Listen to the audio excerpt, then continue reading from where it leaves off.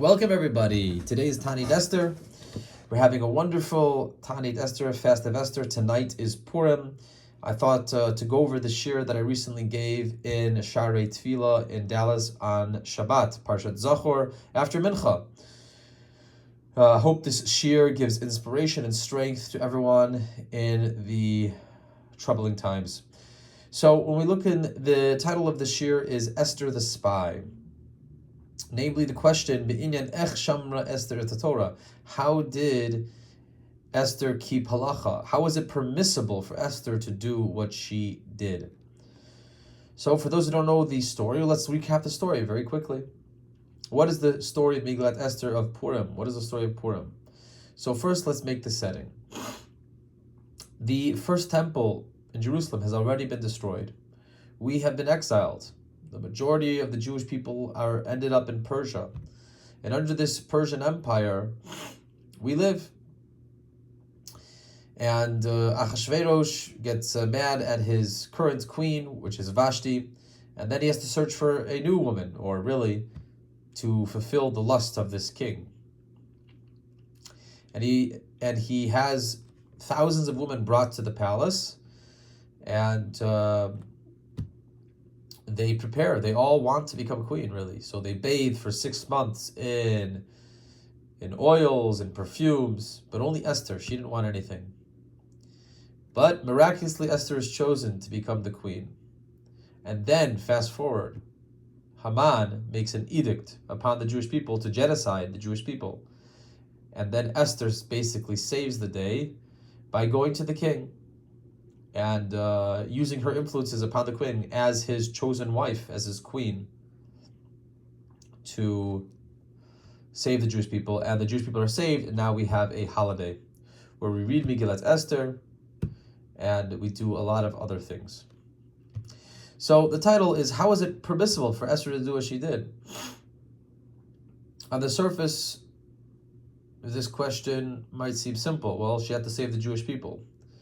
But the truth of the matter is, and we'll see in the shir, that Mordechai, who was the Gadol Hador of his generation, member of the Sanhedrin, was a great name, and Esther also was a proper Jewish girl who was extremely learned, as we shall see, in Torah law. They're not just going to go willy-nilly about their lives. This is a time when the Jewish people, in terms of our religious practices, are strong. We have people learning Torah, we have rabbis, we have infrastructure. So let's look at source number 1, and we'll build the case against Esther, and then we'll analyze the Megillah, and then we'll build our defense for Esther halachically. How was she able to have done what she done, which is she went to go marry a Gentile. And then we will have a takeaway message at the end, which will give us all strength. So the first source, source number 1, you'll see, is the source of 100 of the 613 mitzvot. We as Jews have 613 biblical commandments from the Torah. One of them is to not marry Gentiles, to not marry the Goyim. As it says in Deuteronomy, this is source number 1. You could read on the left side. I give you the last verse. I will read on the Hebrew. The Hebrew basically says, one day you will come to the land, says Hashem to the Jewish people, and you will fight with the nations, and you will conquer the nations there. And it says, V'lo titchatein bam, do not intermarry with them, etc., etc. Do not give your daughters to their sons, or take their daughters for your sons. So a shir for another time is actually the source, a very interesting linguistic proof here for the fact that if the mother is a Jew, then the child shall be a Jew. This is the verse from the Torah. But that's for another time. Here we have to focus on the word, do not marry them. And there's a couple things to point out. First, the word for marriage between a Gentile and a Gentile is different than the word for marriage between a Jew and a Jew. When the Torah discusses marriage between a Jew and a Jew, the language is lakachat, meaning to take. meaning legal purchase. In rabbinic literature later on, we call this kiddushin. It's a special legal and spiritual reality. It's a ceremony and a special legal and spiritual reality that can only exist between a Jew and a Jewess, between a male Jew and a female Jew. When the male Jew, this is the ceremony nowadays basically, takes a ring in front of two kosher witnesses and says to the woman, Hare at mikudeshet li betabat zo kedat Moshe v'Yisrael, behold, you are betrothed to me, mikudeshet, betrothed to me, betabat zo, with this ring, kedat Moshe v'Yisrael, according to the law of Moses in Israel, and he gives it to her, she accepts it, then kiddushin is tofsin. That instantly creates the status that she is legally and spiritually bound to this man, and this man is legally and spiritually bound to this woman. After that moment, if the woman then goes and sleeps with another man that is not her husband, that would be considered adultery, and the punishment of karet would incur. Echo, pause. Echo off. And the punishment of karet, spiritual excision, would occur. Now here, the Torah says, do not marry with a goyim with a completely different language. If you look inside of the word, the lo titchatein on the bottom right here, the lo titchatein, it says, you shall not, the shorish inside of the word is chatan, which means bridegroom. And the hitz be'el conjugation is reflexive, the titz beforehand, titchatein, is reflexive, so it says bridegroom yourself. Don't make yourselves grooms with them. So the idea that Kedushin can happen between a Jew and a Gentile is impossible, and the Torah recognizes that. The Torah recognizes that. But when it comes to two Jews, you have Kedushin. And Kiddushin is, we say, in the language that the Torah uses, is lakachat, to take. And that means to give money. As we learn out from Kicha Mistei Ephron. We learn out from when Avraham Avinu when Abraham buys the field from Ephron to bury his deceased wife, he says, he uses the same language, and from there we know that it means money. And so the minimum amount required to get married is a pruta, which is about a nickel nowadays. But between two non-Jews, chatnut can exist. Bridegroom and bride can exist, but according to their laws, not according to the law of the divine that happens between two Jews. Now it's important to remember the point that lakachat, which means to take, which means to purchase, is the word used for marriage between a Jew and a Jewess. Because later on, when we analyze the Megillah, this will be very important to remember. So now we have a problem. If we have a prohibition, which we see from source number 1, that a Jew is not supposed to marry a Gentile, how did Esther do what she did? She married the king. She married the king.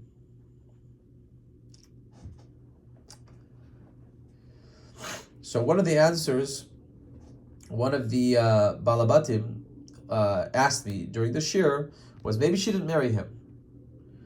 Well, that could be a potential answer, that she didn't actually marry him. Maybe she was taken against her will and they had a son, but we do know that they had relations. Now the question is, did they have relations with Esther's free will, or was it against Esther's free will? Now that is a question that also exists. And we know that they had a son because Vayikra Rabbah, Yud Gimel Gimel, Vayikra Rabbah, the Medrash states in 13.3, that they had a son whose name was Daryavish, who became king and sent money to help the Jews build the second temple many years later. So the question that arises, which mitzvot do we have to give our lives up for, and which mitzvot do we not have to give up our lives for? So if you look at source number 2 here, source number 2 is the source of Pikuach Nefesh. Pikuach Nefesh. Pikuach Nefesh means that life takes precedence over the mitzvot of the Torah.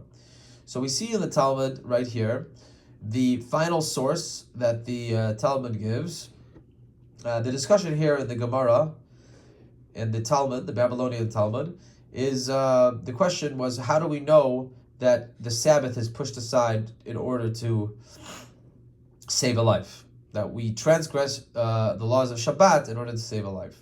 So we have a first answer. Rabbi Shimon ben Yasya said, he quotes a verse, and the children of Israel shall keep the Shabbat, to observe the Shabbat.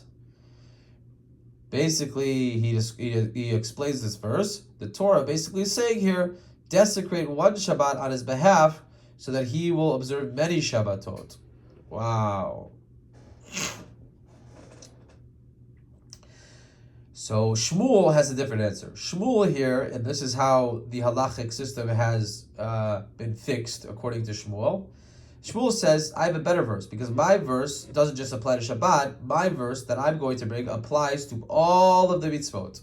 And he quotes a verse, you shall keep my statutes, but it's source number 2, and my ordinances, which a person shall do, and live by them. V'chai bahem. Those 2 words, v'chai bahem, and you shall live by them, is the source that, and you shall not die by them. The Torah says you shall live by them. By them meaning the mitzvot, the commandments. And that's how we know that you should not die on account of keeping the Torah. That if there ever is a contradiction between keeping the Torah and saving your life, you should save your life. And in fact, if you look at source number 3, the Rambam writes this in the Mishnah Torah as the actual law. Let's read source number 3 together. The laws of the Sabbath are suspended in the face of danger to life, as are all obligations of all the mitzvot. Gishar kol ha-mitzvot. Like all the rest of the mitzvahs, the rest of the commandments of the Torah, that it's pushed aside, all the commandments are pushed aside in order to save a life. Therefore, on Shabbat, we may perform according to the directives of a professional physician. The Rambam specifies you have to ask the expert doctors if the person's life is in danger. And if he says that the person's life is in danger, then you transgress Shabbat in order to save his life. This is actually the law that is used in order to ascertain the halacha, the law, that if a woman is in labor, she is considered a chola sheyesh bo sakana, according to the halacha. She's considered that her life is in danger, that she could die, and therefore you could even drive her to the hospital on Shabbat. The problem is, once you get to the hospital and she gets inside, you're not then allowed to go park the car, because parking the car has nothing to do directly with saving her life. So you have to discuss with a Rav what is the best course of action when your wife is pregnant and is in labor, and how to prepare for that situation if it should coincide with the Sabbath. And the Rambam continues. He says that, and some of this is in the Hebrew here, he says that even, by the way, we don't ask minors or people who are not learned to break the Sabbath. Rather, we ask the Torah scholars, the sages, and the wise men, the most learned people, to transgress the Sabbath. Because it's not just permissible to transgress the Sabbath in order to save a life. It's a mitzvah to transgress the Sabbath if you're going to save a life. You're saving a life. Rambam even continues. If you look down in the bottom of the English here, he says, what if 2 doctors are contradicting each other? One expert says the person's life is in danger, and the other expert doctor says the person's life is not in danger. That is enough, says the Rambam, in order to transgress the Sabbath, halachically, according to ethics and the law of the Torah. You're supposed to transgress the Sabbath because at least one doctor says his life is in danger. It's sakanat nefashot. There is danger to life. You don't know.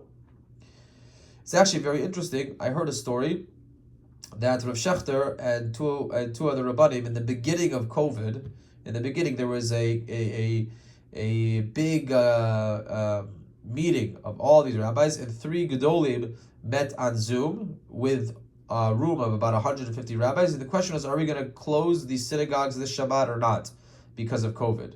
That was the question. And 2 of the rabbis said, no, we don't know enough that it's actually dangerous. Let's not close the shuls. But Rav Shechter was very, very strong. He said, no, even a suffix, even a doubt of pikuach nefesh, you close the shuls. And so they actually did, well, some people closed it. So, that was very interesting. So we see that we put life above everything. But are there exceptions? Are there exceptions to this life takes precedence over all the laws of the Torah? And the answer is yes. And for that, we have to look at the Rambam. The Rambam, in source number 4, this is in the laws of the foundations of the Torah, Hilchot Yisodei Torah, chapter 5, halachas 1 through 2. Let's read in the English. Right here on the top of the left. The entire house of Israel, meaning all Jews, are commanded regarding the sanctification of God's great name. As Leviticus 22:32 states, and I shall be sanctified amongst the children of Israel. Also, they are warned against desecrating his holy name, as the above verse states, and they shall not desecrate my holy name. Basically, we have to make Hashem and Judaism proud. People are watching how we act, and we want to make a Kiddush Hashem, we don't want to make a Chilul Hashem. We don't want to embarrass Hashem and the Jewish people, we want to make Hashem and the Jewish people proud. As Jews, this is what we are commanded. So, the Rambam explains the details of the law. He says, and what is implied by this law? The Rambam continues, should a Gentile arise and force a Jew to violate one of the Torah's commandments at the pain of death, what should the Jew do? He should violate the commandment rather than be killed. So if a Gentile comes, puts a gun to my head, God forbid, and tells me to eat a piece of pork, I should eat a piece of pork and not be killed. Why? The Rambam quotes the Gemara that we saw above. It says, which a man shall perform, well, it actually means a human, asher yaseh ha'adam otam v'chai bahem, that a person, a Jew, should perform the commandments of the Torah, v'chai bahem, and live by them. It says it right there, live by them. The mitzvot were given so that one may live by them and not die by them. Below she'amut bahem. You shall not die because you're following the Torah. If a person dies and takes that option rather than transgress the Torah, he is held accountable for his own life. He murdered himself, essentially, according to the law. But the Rambam continues, what are the exceptions? When does the above apply? With regard to other mitzvot.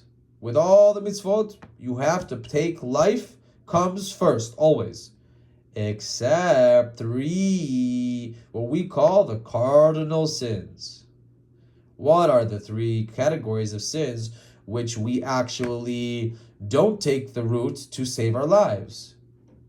The first one is avodah zara, worship of other gods. Bowing down to idols, essentially. The second one is forbidden conjugal intimacy, forbidden relations. This refers specifically to the incest relationships listed in the book of Leviticus in chapter 18, which we read on Yom Kippur. And the final category is murder. For example, if a Gentile comes to me and puts a gun to my head and says, I want you to commit murder, otherwise I'm going to kill you, what am I supposed to do? The Torah commands me, do not commit murder.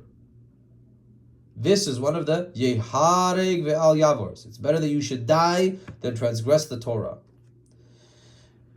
And the Rambam continues. However, with regard to one of these 3 sins, the cardinal sins, if one is ordered to transgress one of them or be killed, one should sacrifice his life rather than transgress. And the Rambam continues. So now we have a problem. Is Esther committing one of the 3 cardinal sins that she should rather give up her life for?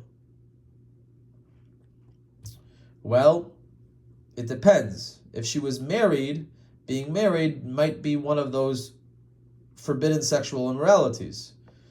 But if she was single, then perhaps marrying a Gentile is not one of the 3. Does it not fall into that category? All right. So let's look at source number 5. Let's look in the Megillat Esther. Let's see what happens. Vayhi omedet Hadassah. So Mordechai was basically sustaining Hadassah, meaning helping her live. Why? He Esther. Who's Hadassah? Another name for Esther. Bat Dodo, the daughter of his uncle. They were cousins. Ki ein la'av ve'em. She had lost her father and her mother. They had passed away. She was beautiful. And when her father and mother died, the pshat is Mordechai took her as a daughter, levat. But if you look at source number 6, Rashi explains the pshat, and this is the pshat of Rashi. Rashi explains that levat should be read levite, according to how our rabbis left a code behind, that they were actually married. Now, here's an interesting point. Why not say it explicitly in the Megillah? Rabbeinu Bershu, levat means not for a daughter, levite, for a house. Leisha, meaning they got married. And additionally, the word lekacha is the language that we discussed, means the language of marriage between two Jews, as we saw above, ki yikach ish isha, when a man takes a woman, that they use kiddushin, lekuchin, so they were married. But the question is, why not state it explicitly in the Megillah? There's another question. Why does Hashem's name never appear in the Megillah? The only book of Tanakh that Hashem's name doesn't appear. One of the answers given is that the Megillah was written underneath a regime of the Persian Empire, and you had to be careful what details you put into the Megillah and what details you left out of the Megillah, because it would be translated and read, and the authorities and the king would know what the story was written about. And so the rabbis weaved into it. Actually, Mordechai and Esther is one of the opinions who wrote the Megillah. Mordechai and Esther wrote the Megillah, or the Anshe Knesset HaGedolah, or both of them. But they weaved into the text. Subtle allusions and subtle realities. Even some of the words Hamelech, which on the simple meaning of the text refers to the king Achashverosh, on the deeper level, if you know how to look for it, you can see clearly that it refers to Hamelech, the king of all kings, Hashem. And so here, it's beneath the surface, lurking, if you know how to look for it, that you can actually read that Mordechai and Esther were married. And Rashi says this is the pshat. To deny this as the plain meaning of the text would, in my opinion, be heretical. To offer alternative explanations, perhaps. And additionally, the fact that the rabbis and Rashi go out of their way to explain this perush, this explanation that has been passed down from generation to generation, that Mordechai and Esther were married, is, as one rabbi told me, by the name of Rabbi Wolk, is intellectual honesty. Because it causes more problems for this halachic scenario. If she was married, then she was an Eshet Ish, then she was a married woman. And if she has relations with a man who's not her husband, then she's committing adultery. It causes so many more halachic issues. We should just throw it out, and we'll use the word vat, that translates to daughter, and we'll say that it was the foster daughter. But no, we say lavat and lekacha, to take, is an allusion to marriage, and that is the interpretation that's been passed down generation to generation.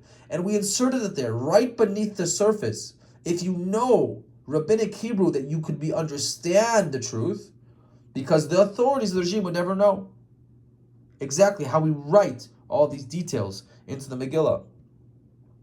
We don't even talk about Hashem explicitly in the Megillah. So now we have a problem. Mordechai and Esther are married.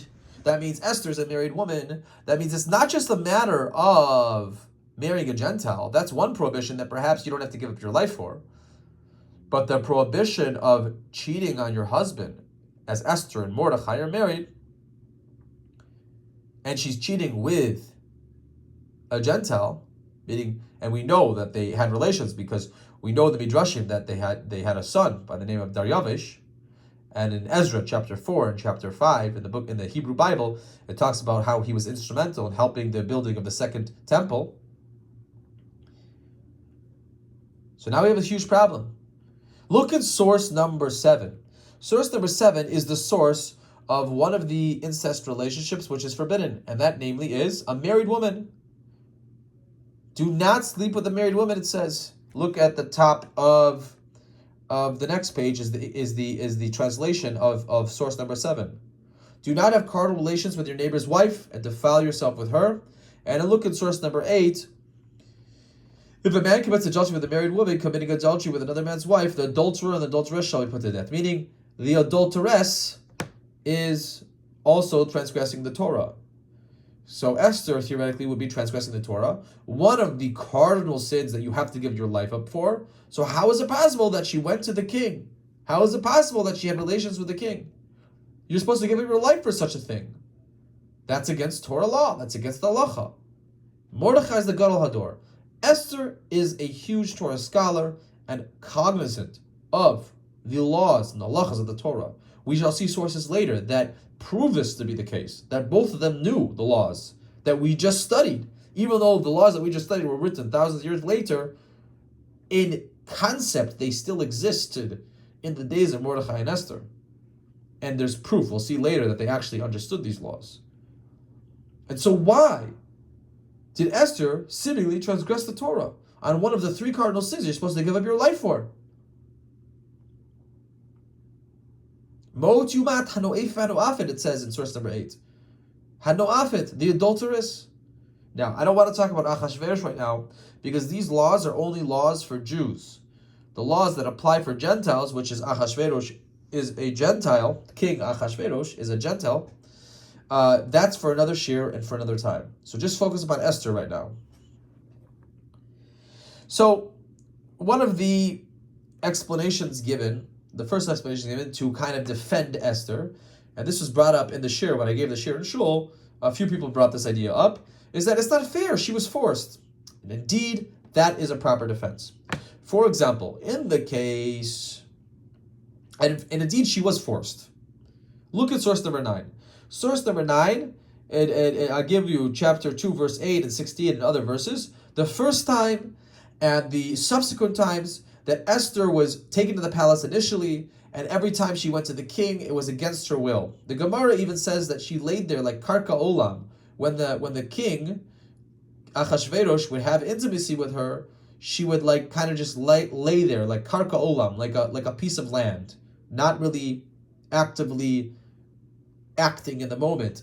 And in such a case, it would have been a case, Rachmana litzlan, God forbid, but it would have been a case of halachic anusa, forcing, coercion, halachic rape, essentially.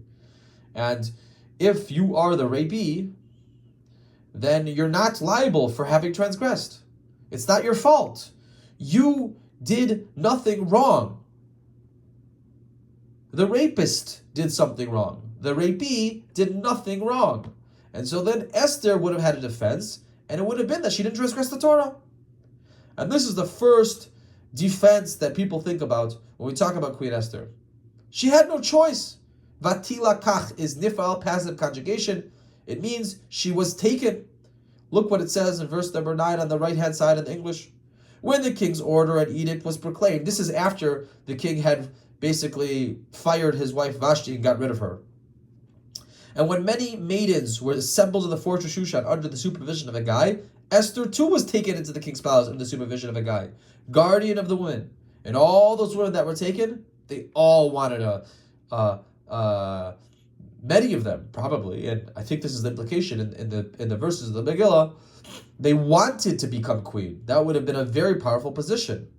And so they made themselves beautiful. They soaked in oil in perfumes for 6 months and another 6 months before going to the king to make themselves so attractive to the king. But Esther didn't want any of that. Esther was davening, a prisoner in the palace, hoping not to be chosen. And then, hashgacha pratit, divine providence, and Esther was chosen. So this is the first defense of Queen Esther. But the problem with this defense is that, as we shall see later, there is one time, the final time indeed, that Queen Esther goes to the king, that she goes of her own free will. But before we get to that, let us first look at Mordechai. Mordechai, knowing the laws that we just discussed. We saw the laws of pikuach nefesh, of you have to put saving life takes precedence over following the Torah, and then we saw the 3 exceptions of avodah zarah, idolatry, shvichut damim, murder, and gilui arayot, forbidden sexual relationships. And those are the three exceptions, that rather it's better that you should be killed than transgress, yehareg ve'al ya'avor. And those are the three exceptions. And we'll see now here in source number 10 and source number 11 that Mordechai himself understood these laws very deeply. Remember, Mordechai was the Gadol Hador. He was the leading rabbi of the generation, the Gadol Hador. Look what it says in source number 10. So, there is an episode in the Megillah when Mordechai does not bow down to Haman. And the commentaries and Ibn Ezra explain the reason he didn't bow down is because Haman had an idol around his neck. And that idol would have been idol worship, to bow down to idols. And that is Yehareg ve'al Yavor. And that is, rather you should die than transgress the Torah. You can't bow down to idols. So let's read source number 10. All the king's courtiers in the palace gate knelt and bowed low to Haman, for such was the king's order concerning him. But Mordechai would not kneel or bow low. Why not bow? Your life's in danger. Because Mordechai knows the law. He knows the law that idol worship is too grave of a sin, and therefore you shouldn't try to save your life. If your life's in danger, still don't do idol worship, bowing down to idols. When Haman saw Mordechai would not kneel or bow low to him, Haman was filled with rage. And look at the Ibn Ezra. I don't have the English for you, but I'll read for you the Hebrew. And Ibn Ezra asks an amazing question. He says, okay, Mordechai, I know that you know the laws. I know that you know that even if your life's in danger, you're not supposed to bow down to idols. But then just walk away. Don't be there when Haman comes. And then you can save your life. And then Ibn Ezra asks this question. He says, it's true. But had Haman left that gate, he would have been putting people's lives in danger and his own life. Because he was commanded to be there at that gate. That's what Ibn Ezra says. So, he couldn't leave because otherwise we'd cause people to die. But once he's there and the idol shows up that's around Haman's neck and everyone's bowing down to Haman, Mordechai knows that I can't bow down to idol worship because it's better I should die than transgress the Torah. And now this is a case where I do give up my life. It's actually much more self-sacrificing. He put his own life in danger and saved other people's lives. And that's what Ibn Ezra says in source number 11. Let's read the Hebrew. We could ask the question, why did Mordechai place himself in danger and even be there at the presence of this Haman with the idol around his neck? The answer, V'hatshuva, says the Ibn Ezra, Ki lo yuchal asor mishar hamelech, im yasor below mitzvat hamelech, damo benafsho, berosho. The answer is he was not able to leave. Because if he had left without the command of the king, the explicit command of the king, he would have put his life in danger and other lives in danger. And so he had to stay there. But once the idol showed up, he can't bow, even if it's to save his life. Because we saw the three cardinal sins. So you see from here that Mordechai actually understands the laws that we saw in the Rambam. That we put life takes precedence over all the mitzvot of the Torah except for the three cases. Shvichut damim, murder, gilui arayot, forbidden sexual relationships, the ones mentioned in Leviticus chapter 18, the incest relationships, including a married woman, and finally, avodah zarah, idol worship, which we saw here. So what's going on here? What's going on here? So does Esther have a defense or not? So we mentioned that perhaps Esther has a defense because she was forced, she was taken. But now we'll see in source number 12 that Esther goes from her own free will. Look what it says. So Mordechai and Esther are talking, and they're talking and sending back messages one to the other through their messengers. And this is after Haman had already sealed the edict to genocide all the Jews in a year's time. In a year's time. And listen, you can look and read in the English, and I will translate for you from the Hebrew. Mordechai sent a message to Esther. Al tidami benafshech. Do not imagine that your life, that your life will be saved because you're part of the king's house from all the Jews. Don't think that you're going to be saved from this edict. For if you remain silent at this moment, by eight hazot,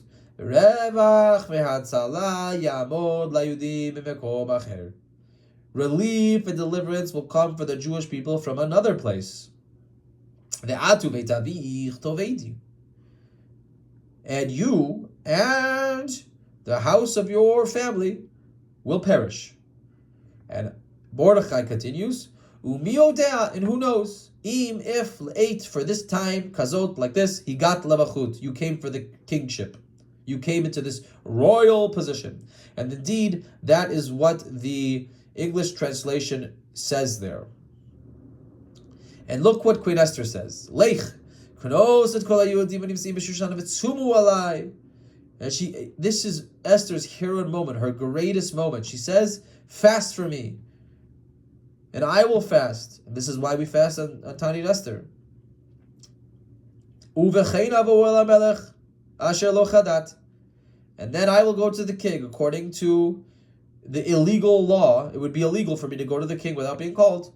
If I perish, then I perish. Meaning, I don't care if I perish. I want to save the Jewish people. I'm going to do this. And here's the problem. What's the word she says? Avo el hamelech. I will come to the king. That implies from her own free will. Look what Rashi says. I will come to the king. Rashi says, in source number 13, why does she say, even though it is unlawful, asher lo kadat, it's not according to the dat, to the law, to the religion, to the law. She'ein dat li kanes asher lo yikarei. It is forbidden to go and enter into the king's chambers without being called. You could die for such a thing. But Rashi gives you another explanation. The explanation that's beneath the surface. She's saying something deeper. What is she saying? It's not according to the law of the Torah. What do we say when we get married? Harei at mikudeshet li betabat zo kedat Moshe Yisrael. According to the law of Moses in Israel. Asher lo kadat. Even though it's not according to the law, it's unlawful. It's unlawful according to the Torah, is what she's saying. It's against halacha. She'adata be'onis. Because from the times before, it was be'onis. It was against my will. It was halachic rape. But now, I'm choosing to go for my own free will to go to the king. And that will be a problem. That will be against my will. That will not be against my will. That will be my free will. And if I'm doing my own free will, then I will be transgressing the Torah of the prohibition of committing adultery as a married woman. And look what else Rashi explains that Queen Esther is saying. If I perish, I perish. The first explanation, why does it say 2 times perish, perish? It's weird. Then you should just say 1 time, avarati. What are the 2 times? Rashi says, the first time is to say, and just as I have begun to go to destruction by appearing before Achashverosh without being summoned, I will go and die. But the second avarati, what does that mean? If I am lost, 1 time I was already lost from my Abba and my Ima. I was lost from the house of my father and my mother. Me Abba ve'Ima. I was lost from them because they died. Because if I'm going from my own free will, says Rashi, Ani asura lecha, I will be lost to you. That's the law. You, Mordechai, I will be lost to you. That's the law. Because the simple law is that if a married woman sleeps with a man who is not her husband, then the husband is forbidden from being with his wife anymore. That is the result of committing adultery from your own volition. If a woman commits adultery from her own volition, the husband is no longer to be with her.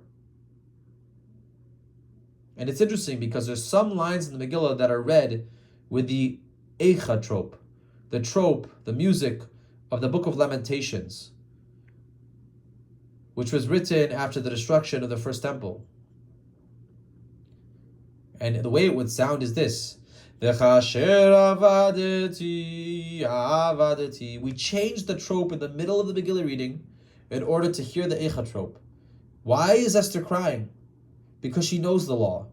She knows that if she goes and it is niv'elet, that she has intimate relations, conjugal relations with a man who is not her wife, and she does it of her own free will, then the law is, I can no longer be with you, my husband, Mordechai. Mordechai, you're my husband. I know you're my husband. And up until now, I've been a captive in the castle. I've been a prisoner against my will. I've been halachically forced into relations with the king time and time again. As we saw in the source before, Vatilakach, Esther was taken against her own will. But now I'm going on my own free will. To save the Jewish people, yes, but I'll be forbidden to you. But still, now we have a huge problem. How did Mordechai tell her that it was allowed? You should rather give up your wife, your life, than transgress forbidden sexual intimacy. How is she going from own free will? So somebody might say, in order to save all the Jewish people, you transgress the Torah. Yeah, but my question then would be, what's the source of that? We have our system. Our system clearly says from the Torah, we put life takes precedence over all the mitzvot of the Torah, except for the 3 categories. And this is one of the categories. She's a married woman. So you should follow the halacha, trust in Hashem, that the Jewish people will survive. So how does she transgress? So if you look back at source number 12, there's a Rashi on the bottom of the words, who knows? And there's a question we have to ask on these words. And who knows, perhaps you have attained to a royal position for just such a crisis. So on the surface, it seems that Mordechai is telling Esther the following. Who knows? Maybe the reason you came to the palace is so that you could save the Jewish people. Maybe this is part of Hashem's plan. Wait a second. This sounds very, very strange. Can you imagine if you asked the rabbi, hey rabbi, is this piece of food kosher? Can I eat this sandwich? And the rabbi said, who knows? I don't know if it's kosher or not. Mordechai was the Gadol Hador, the head of Sanhedrin, the Jewish Supreme Court of the Jews. And we even know from Tractate Megillah, Yud Dalet Amen Aleph, that's page 14a, that he is listed as one of the recorded 48 male prophets in the Hebrew Bible. So he's a Navi even. So how could he say, who knows, maybe this is the reason that you came to the palace in order to save the Jewish people? No, that seems way too strange that is the translation of those words. And so Rashi explains the words completely differently.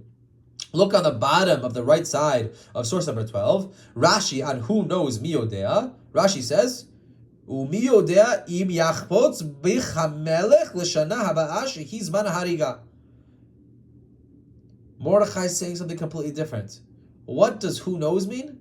Who knows means the following. It means, says Rashi, Mordechai tells Esther, who knows if next year, when the edict to genocide all the Jews comes to fruition, that the king will still think of you as his favorite.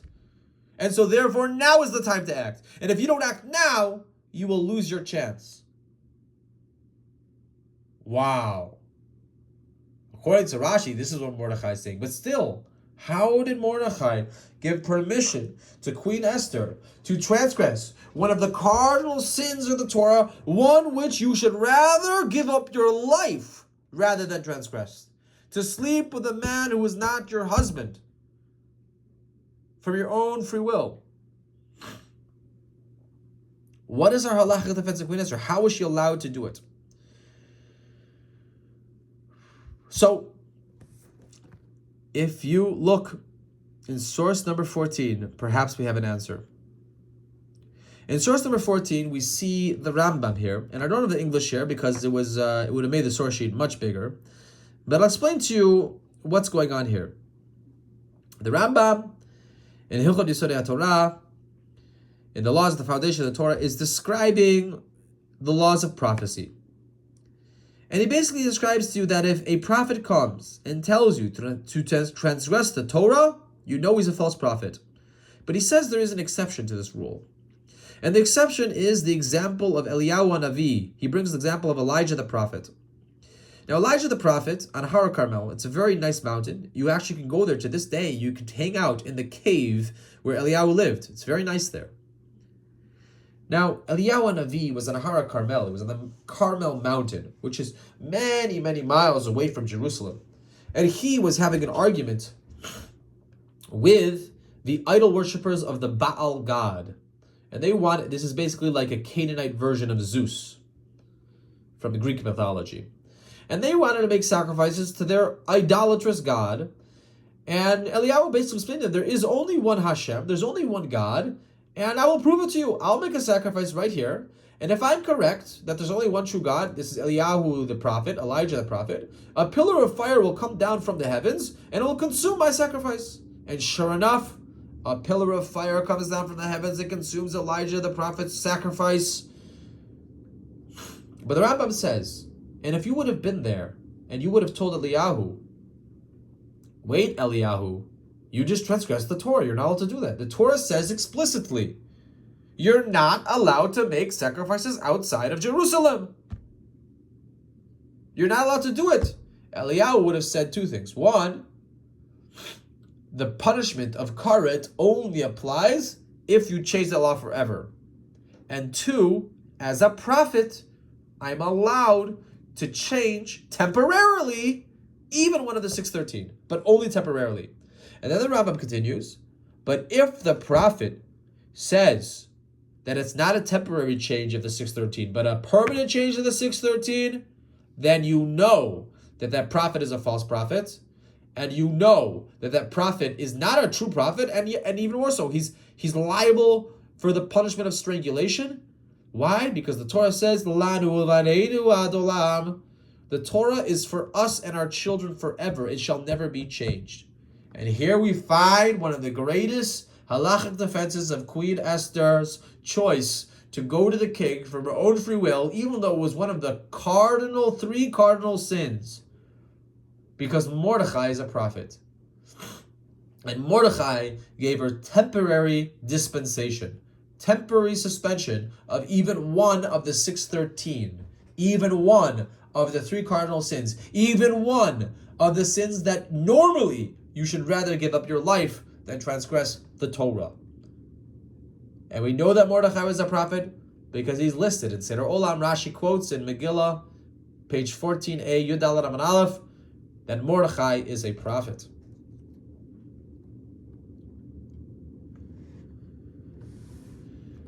Esther also, I believe, was listed there, but I didn't see her name. But two people who also studied it said that Esther is also listed as a prophet. And if you look back at source number 12, let's see what Mordechai actually says to Esther. Look and read the English. Mordechai doesn't actually tell Esther that she is obligated to do this. He says to her, relief and salvation will come for the Jewish people anyways. The question is, do you want to be part of it? Do you care about your descendants still being Jews, part of the Jewish people? The Jewish people will be the eternal people of the eternal Torah of the eternal God, the one true God. The Jewish people will always exist. We have existed before all other peoples, and we will exist after all other peoples. We are the eternal people. But the question is, do you want to be part of the Jews? Do you want to invest in your Yiddishkeit? Do you want to take this one moment that I know from the fact that I'm a Navi, I'm a prophet, that you have temporary dispensation to act in order to save the Jewish nation?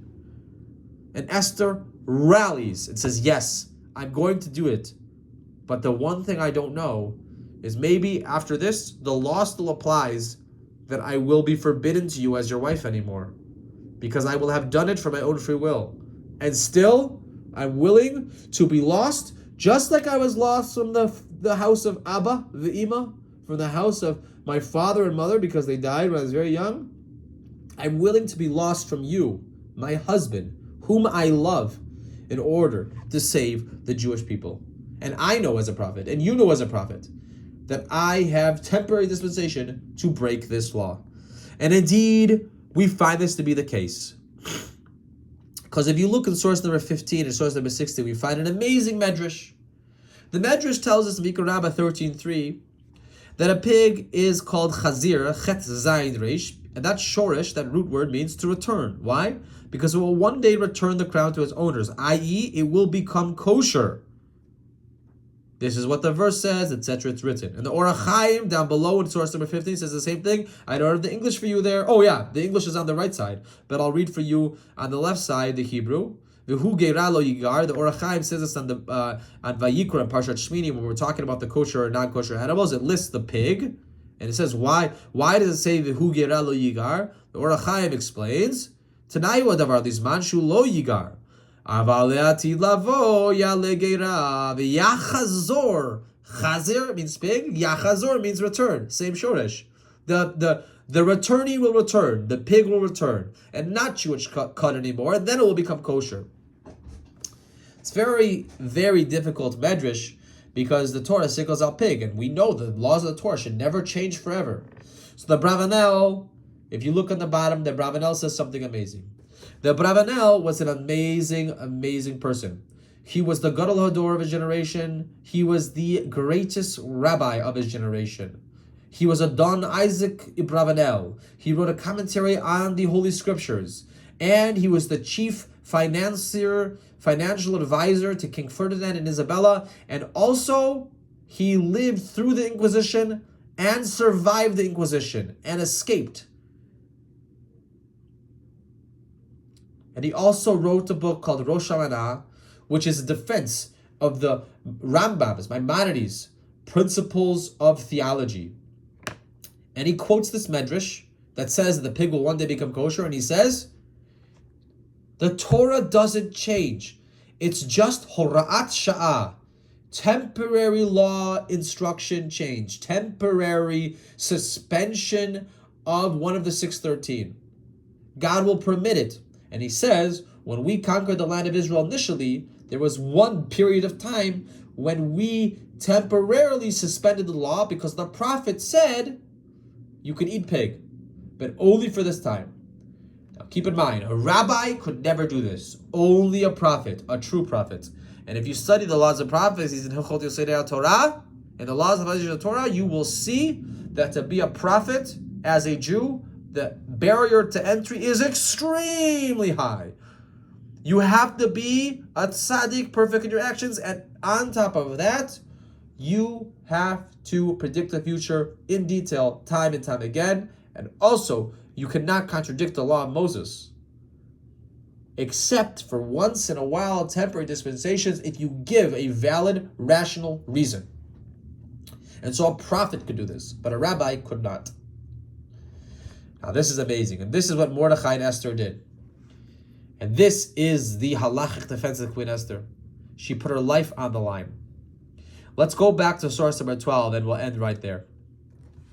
You know, this Megillat Esther is always read right next to the Parsha of the Chet Egel, of the sin of the golden calf, where Moshe Rabbeinu also wants to sacrifice his life for the Jewish people.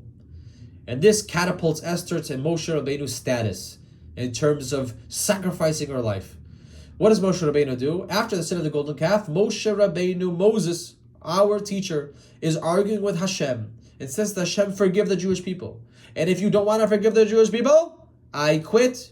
He says, that you can erase me from your book, from your Torah. Erase me. Moshe Rabbeinu was so much loved his fellow Jews. He was the Rahim Hemna, the shepherd of the Jewish people, that he would rather connect himself to the Jewish people, and he was willing to be erased from the Torah. That's a great lesson. Moshe opened the door, and many years later, Moshe Rabbeinu, the prophet who brought us to Mount Sinai, and brought us the law of Hashem. Years later, Esther does the same thing. Esther says, "V'chasher avadati. If I become lost, then I become lost. I'm prepared to save the Jewish people, even if it means, just like I was lost from the house of my father, Abba ve'ima, I lost my father and my mother.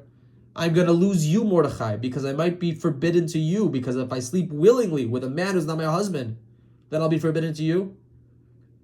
V'chasher avadati. And maybe I will also be severed from my connection with Hashem because I'll be transgressing the Torah. But I know that I have permission, prophetic temporary dispensation, lehorat sha'a, lefi sha'a, temporary law suspension, because you're a prophet and I'm a prophet, so I can see how you are also a prophet.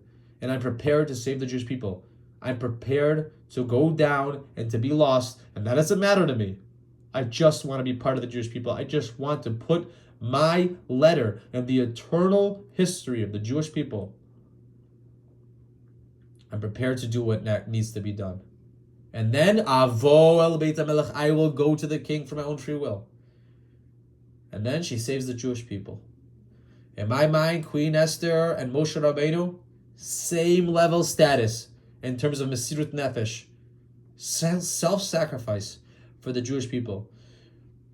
We should be inspired to have love for our fellow Jews, like Esther, and like Moshe Rabbeinu, and like Mordechai. And we should go from strength to strength. Have a wonderful rest of the fast of Tanit Esther, and a wonderful Purim Sameach, Chag Sameach, everyone. I love you all, and I'll see you guys all on the next time.